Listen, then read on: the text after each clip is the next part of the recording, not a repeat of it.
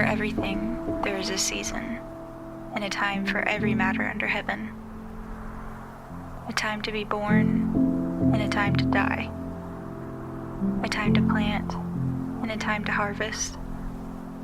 A time to kill, and a time to heal. A time to break down, and a time to build up. A time to weep, and a time to laugh. A time to mourn, and a time to dance. A generation goes, and a generation comes. There's nothing new under the sun. All are from dust, and to dust all return.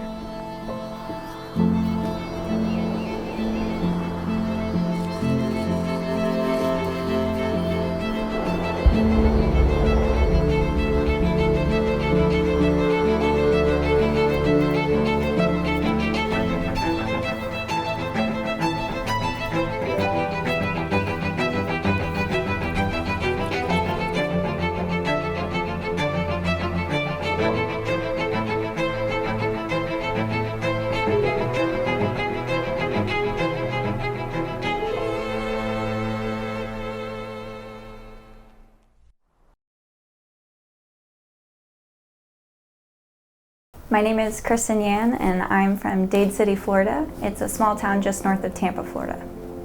My childhood was absolutely magical because if you've ever seen the movie Little Women or read the book, that's kind of like the just overall, I want to say like feeling of my household. We're definitely a Renaissance family growing up, so my sisters all sang and played piano, and I was the artist, and we just truly, like Little Women, would run around outside. We lived on 5 acres and out in sort of the rural part of Florida, and so we had just the best time going through our imagination and creating our own worlds, and yeah, it was, like I said, it was just magical and romantic. So on a technical level, I really am inspired and fascinated by Bouguereau's work, who was a 19th century French academic painter. And I eventually, I don't know if it was through somebody telling me or if I stumbled upon his work, but when I saw it, I thought to myself, this is everything that I love technically in art. And so it just really fascinated me, the use of his compression and color harmonies. And so I just wanted a deep dive of his work. But if I could pick a painter that truly inspires me the most, it would be Andrew Wyeth. His work just culminates everything that I want to represent in my work.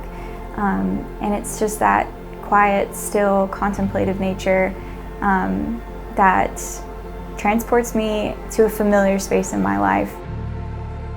As a believer, I really go to the Bible for a lot of my inspiration, and find that while I don't have to represent these biblical narratives visually in a literal way, the themes and the message that's being portrayed there is something that I want to have influence in my art. Yes, so it's basically each painting is based off of the book of Ecclesiastes, or at least derived from themes that are found in Ecclesiastes. I've just always been inspired by that text because it touches on just questions that I wrestle with a lot and have thought about a lot. The author of Ecclesiastes, who is also called the Kohelet, which in Hebrew means teacher, goes on to kind of explore the meaning of life and asks that fundamental childlike question, like why? Like, if we exist to live and to breathe and move and then to love and lose and die, ultimately, what's the purpose of it all? And that's just always resonated with me because I've found myself many times in life asking that same question. What's the point of the suffering? What's the point of the good moments even? And the Kohelet, the preacher, and I have arrived at the same conclusion. However, in my work, I mainly just seek to explore the question itself. That why is it that a generation comes and a generation goes? What is there to be left for that? with our short time here on earth? Where's the hope found in it? I don't want to give the person the answer, but rather present the question to wrestle with, which ultimately does point towards a need for something. You know, my career kind of takes flight, and it was within months of leaving East Oaks that Allison Collins at Collins Gallery reached out to me and asked me if I wanted to do a solo show. I just was so elated and also humbled to think that, that you kind of get that question that pops in your mind, like, why me? And then the doubt comes in. You start asking yourself, like, am I ready? Is this, is this a mistake? Is she making a mistake? Like, she has a lot of faith in me, but am I going to be able to, come through?